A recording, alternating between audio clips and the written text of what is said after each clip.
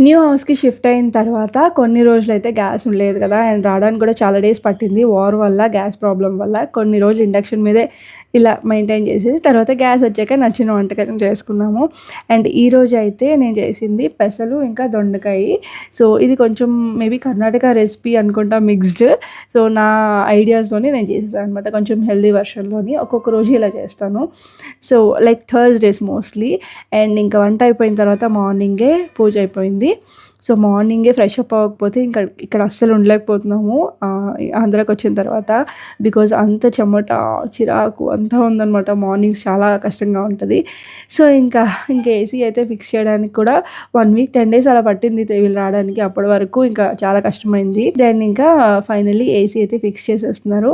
So, కొంచెం హ్యాపీగా పడుకోవచ్చు. ఇక్కడ ఇంకా రిషి, జాను వాళ్ళ పనిలో వాళ్ళు ఉన్నారు. ఇంకా వాళ్ళ రూమ్‌ని ఫుల్‌గా టాయ్స్ అండ్ క్రాఫ్ట్ ఐటమ్స్‌తో నింపేశారు మొత్తం సర్దేసి. మీన్‌వైల్ ఇక్కడ ఫ్రెండ్స్‌తో మాట్లాడుతున్నాము. అండ్ ఫైనల్లీ ఏసీ ఇన్‌స్టాల్ చేసేసారు. ఇలాంటి వీడియోస్ చూడడానికి ప్లీజ్ సబ్స్క్రైబ్ చేసేసుకోండి మన ఛానల్‌ని.